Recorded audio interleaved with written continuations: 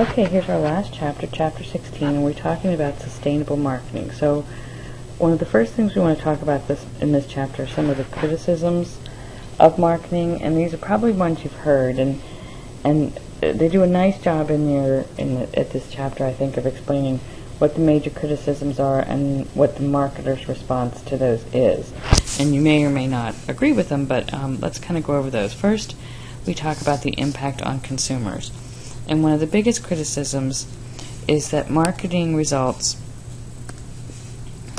in higher prices to consumers.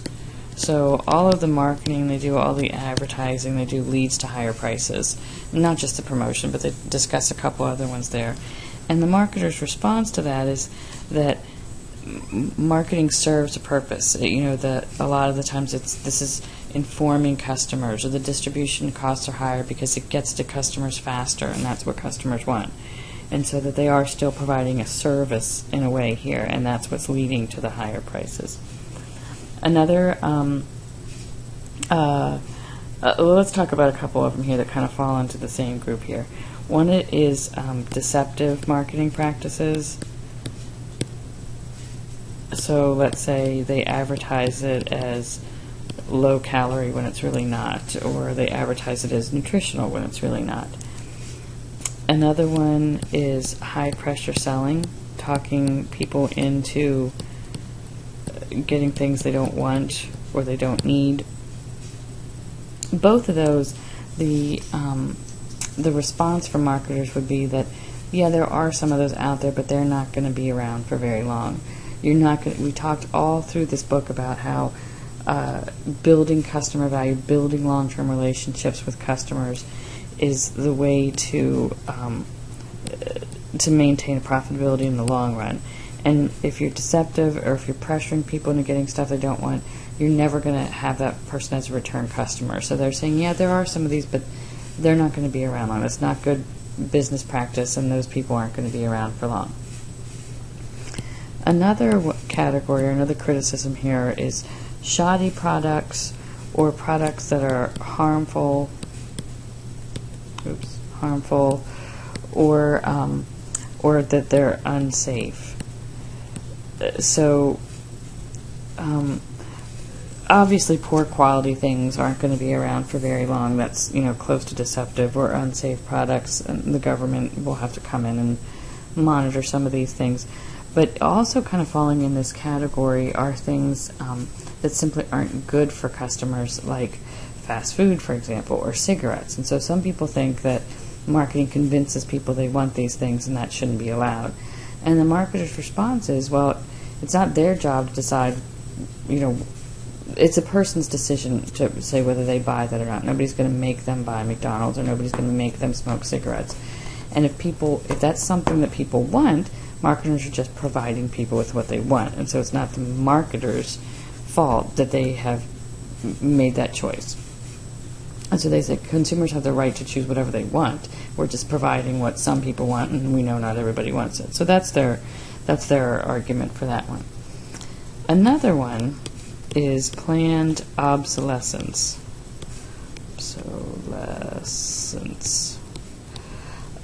You get something, and then a year later the new version comes out, and it doesn't even work anymore in the old one. For instance,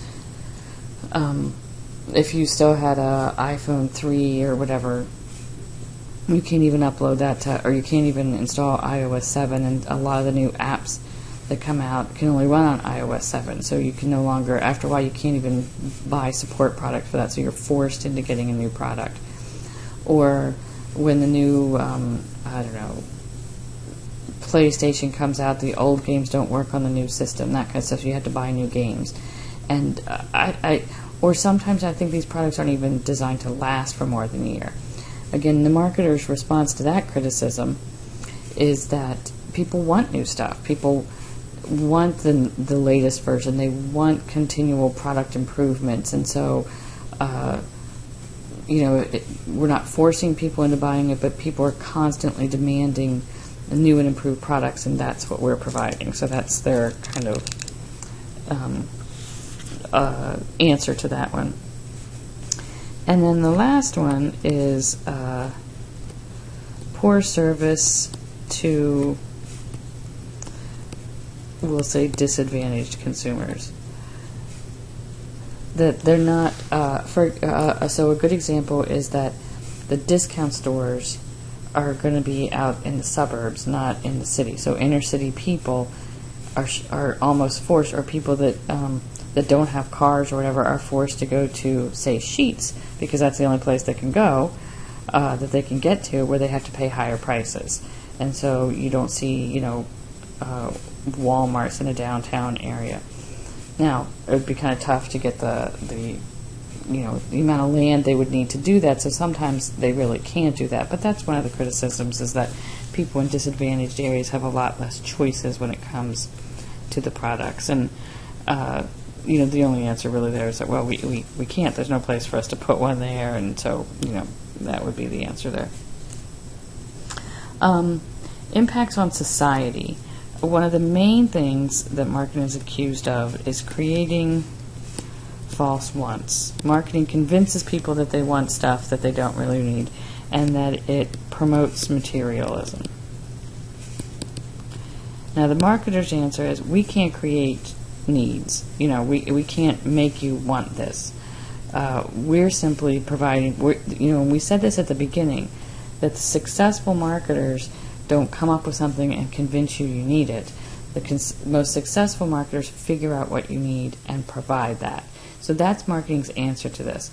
But I know a lot of people don't agree with that they say that marketing does convince you that you have to have the latest thing. And the marketers are saying, well, no, culture's made you think that, or your friends, or the culture that we live in, or the media convinces you need that. We're just fulfilling the need. We're just providing people with what they've already said they wanted. So you can probably kind of see that both ways. Another impact on society here is too few social goods or public goods. So you get there here, you have the private cost of a good, and then there's also what we call the social cost of a good. And if you've had econ, we discussed this. So when I buy a car, for example, I just look at how much that car is going to cost me, how much it cost me to buy it, how much it's going to cost me to run it. But there are other costs associated with that I don't really bear. These are the costs to society, or the social costs of a product. So the pollution that I create, other people have to bear the price of that pollution, or the congestion on the roads and that kind of thing. And so, there's a somebody has to pay that cost, that social cost. Now, whether it's the producer who produces that product, or the consumer who consumes that product, or some combination of the two, but at some point, somebody needs to be responsible for the costs outside of that one. Another one that they talk about here is cultural pollution. That we are, just bombarded with marketing messages everywhere we go, and that it's just polluting it. But again, their answer is, well, we're providing information to customers so that they can make informed decisions. Impacts on other businesses here. They talk a little bit about acquisitions, and as firms get bigger and bigger through acquisitions or whatever thing, they create barriers to entry. So it gets harder and harder for a small business to come in because they can't compete with the big ones. And that sometimes these guys, especially the bigger ones, use unfair marketing practices. They lower their cost to drive out the competition, and then take control of the market that way. Walmart gets accused of a lot of these types of things, and a lot of the smaller stores saying, well, we can't possibly compete with them. And so, again, businesses will say, well, we're doing this to provide the lowest possible cost to the consumers, and the consumers indicate that's what they want, is the lowest cost. So, again, they're saying, well, we're just doing what people want. And you can kind of see different sides to that coin. Okay, so different business actions towards sustainable marketing. It's a couple different schools of thought here. The first one we'll talk about is consumerism. And this is a movement of citizens and government agencies acting together to to improve buyers' rights and powers. And the idea here is that the balance of power isn't equal. The sellers have more power than the buyers. And so they're kind of expanding that okay, the buyer should have the right to be well informed. The buyer should have the right to have a value in what they pay for. And this, you know, that they have the right to make choices. They have the right to expect a certain level of quality and safeness and this type of thing. Something to keep in mind here is that buyers, consumers definitely have the right to this, but they also have a responsibility. A responsibility to learn about the products before they use them, or, you know, and you kind of see these frivolous lawsuits that come out of that. You know, at some point the buyers have to take some responsibility here for making their decisions. Environmentalism here is another really big one, and this is citizens and governments working together to protect the current environment, but also to protect the future environment is what we see here. So not just now, but thinking ahead to the future, a sustainable process in the future as well, and to protect our resources going forward. And a lot of this here is kind of also sort of balancing our current needs with our future needs. If we use everything up now, we won't have anything in the future. So you kind of environmental sustainability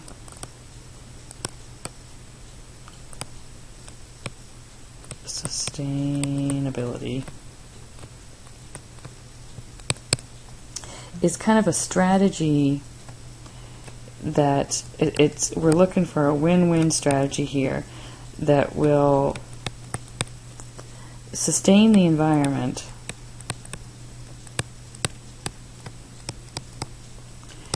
and produce profits for the business. And there's a lot of different ways to do this. If I can find ways to package my product with less materials, that's a win-win there. I can reduce my costs, or I can keep the price the same. I can reduce my costs, so I can increase my profits, and at the same time I'm creating less waste and I'm using less resources and materials. So that would be a kind of a win-win thing here. Within this you have a range of things. At the minimum here, you would be just, let's say, pollution prevention, where I'm trying just not to cause prevention.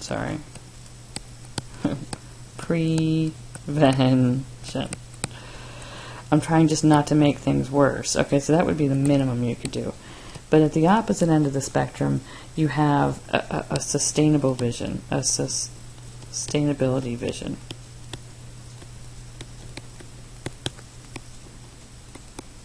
And that's where you're looking at not just internally creating less pollution, but externally working with your suppliers, creating new processes or new products that will help the environment.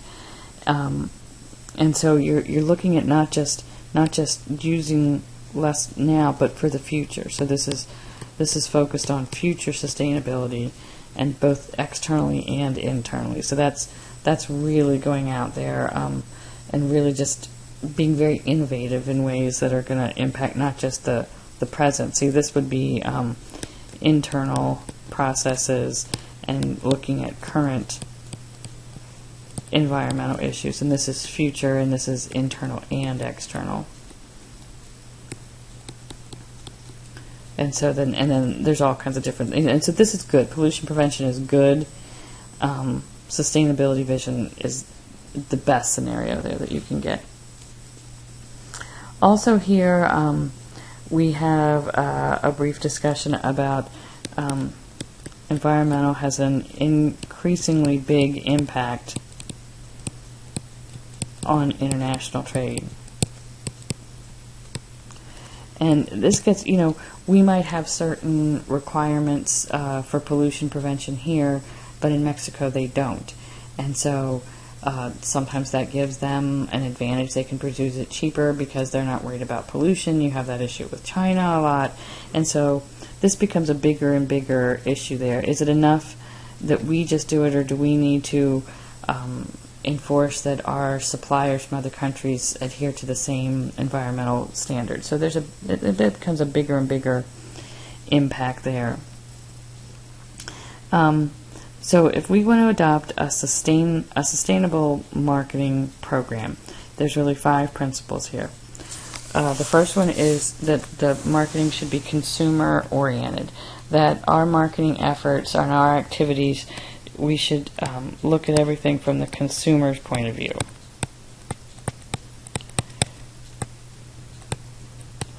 And that's as simple as at every step of the marketing process saying, okay, well, if I was a consumer, how would I feel about this, or what would I want? So that's pretty basic. But also, there's the idea here that our marketing activities, or we should spend our resources on things that build customer value.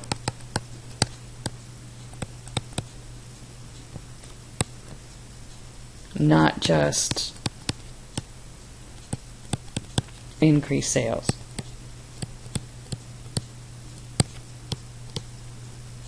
So a lot of marketing efforts are aimed at just like a lot of the sales promotion stuff with short-term incentives, just get them to buy it now, but that doesn't necessarily build value in the long run. So we need to focus some of our resources on adding things that customers value, improving things, improving the process, improving the product, improving the marketing message to add extra value to consumers. Innovative marketing means that the changes that we make to the product or to the marketing effort are actual improvements, changes that really, truly improve the product or the marketing efforts. So that means I don't change the font on the label and call it new and improved. You know, that I really truly am looking to change it, and that those changes are adding value. You can see how that works with the last one. Sense of mission marketing here is that means that your mission statement that's going to guide all of your marketing efforts and your business decisions is stated in social terms. And again, think about the social cost and the social impact that we talked about terms, not just product terms. And that's going to ensure that your decisions keep these social issues in mind, not just profit, not just product, but our impact on society in general. And then societal marketing means that all the company's decisions need to consider 4 things.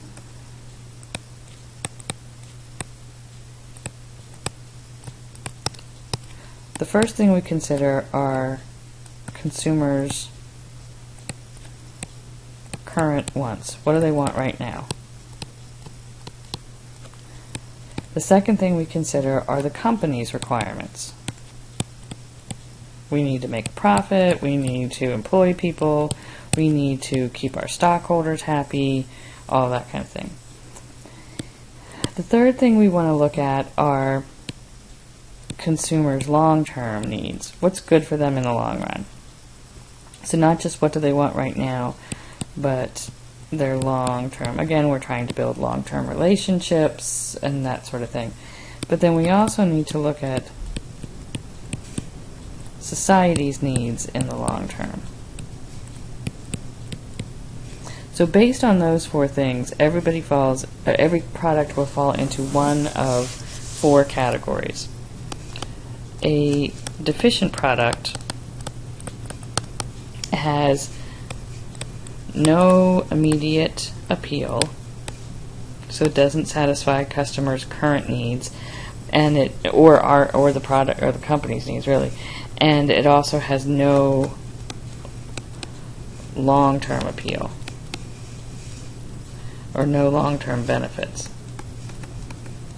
So something like that, again, it's kind of hard to think of examples of these because these are not good products, so they're not going to stay around long. But an example might, in the book they use the example of medicine that tastes bad and doesn't work. Okay, so there's no benefit to anybody. Nobody's going to keep buying these.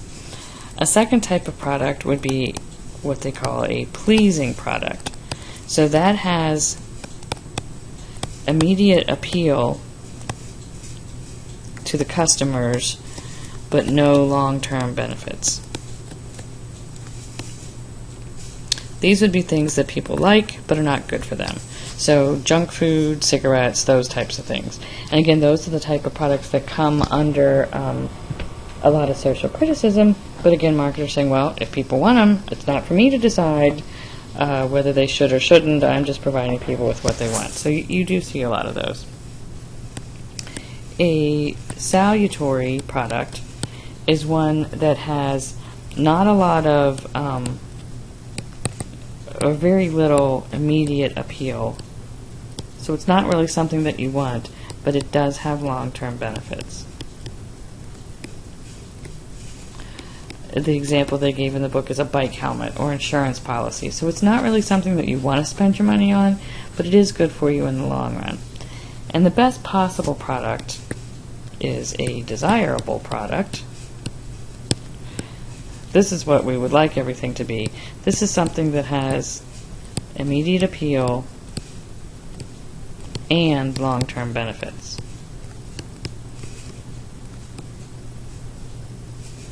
So this would be food that tastes great and is nutritious and healthy. It's good for you in the long term and it appeals to you now. And that's ultimately what you would like to be able to deliver. So that's a summary of Chapter 16, and that's it. That's our last one.